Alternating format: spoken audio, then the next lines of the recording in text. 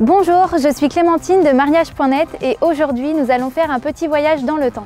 Si vous êtes en train de regarder cette vidéo, c'est que vous êtes probablement en train d'organiser votre mariage ou du moins les cloches sonnent déjà dans votre tête.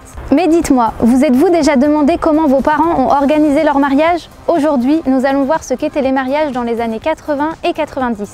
La première chose que nous ne devons pas oublier est la façon et le contexte dont ils vivaient le célibat prémarital à cette époque.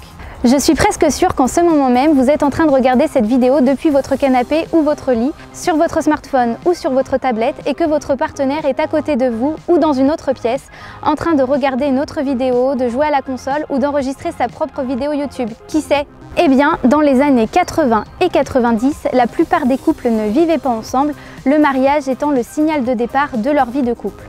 Aujourd'hui, de nombreux couples décident de vivre leur relation de cette manière, mais il s'agit davantage d'un choix libre et personnel, et cette presque obligation qu'ils ont vécue dans le passé peut nous sembler aujourd'hui jurassique.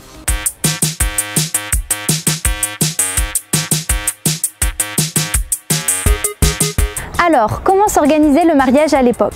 Eh bien, il ne s'organisait pas, tout simplement. Ou pas de la même façon que nous le faisons aujourd'hui.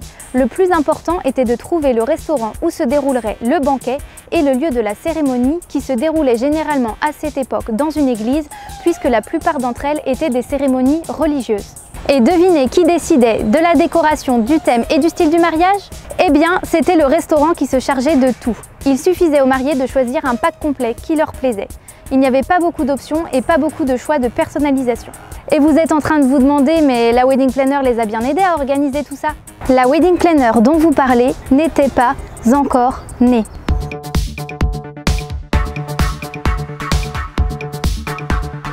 Quand il s'agit du banquet, il y a des choses qui changent et d'autres qui ne changent pas. Ce qui a changé, par exemple, c'est le menu. De nos jours, la plupart des banquets ressemblent à la finale de Top Chef, mais pour nos parents, le plat vedette était le cocktail de crevettes.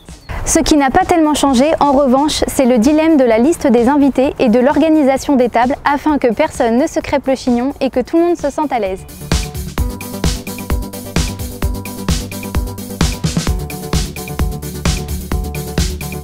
Un autre aspect important à noter est celui des cadeaux de mariage. Aujourd'hui, la plupart des cadeaux de mariage servent à financer la lune de miel tant désirée. Mais à quoi servaient les cadeaux de mariage de l'époque?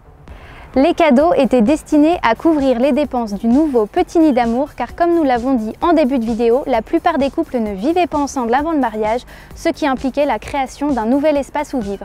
Pour les lunes de miel, les voyages à l'autre bout du monde auxquels nous sommes habitués aujourd'hui n'étaient pas vraiment le style de l'époque, mais il s'agissait plutôt d'un tourisme national et, dans le meilleur des cas, d'un voyage dans une capitale européenne. Une mention spéciale doit être faite aux cadeaux les plus récurrents de cette époque, tels qu'une parure de drap, un linge de table et, pour les plus chanceux, un fabuleux couvert de service en argent. Ici, nous devons faire une pause, un aparté. Ce qui vient ensuite peut heurter les sensibilités, donc âmes sensibles, abstenez-vous de passer à la section suivante.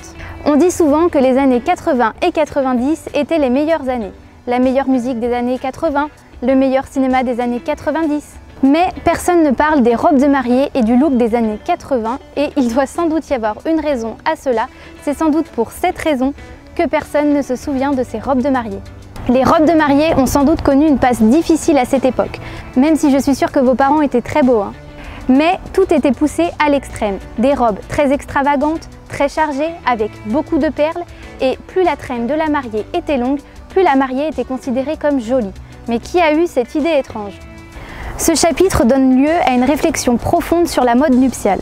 D'ailleurs, nous n'excluons pas de réaliser une vidéo entièrement consacrée à ce sujet.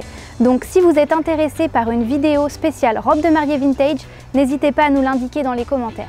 Un dernier point que nous devons vous expliquer est celui de la durée de la fête. Dans les années 80, la fête se terminait plus tôt pour que les mariés puissent profiter de leur nuit de noces, alors que de nos jours, nous avons plutôt l'habitude de prolonger la fête jusqu'au bout de la nuit. Revenons-en à aujourd'hui et réjouissons-nous de pouvoir organiser nos mariages comme nous le souhaitons, de les concevoir, de les thématiser et de les personnaliser à notre goût sans aucune limite. Et nous serons là comme toujours avec d'autres vidéos. À bientôt!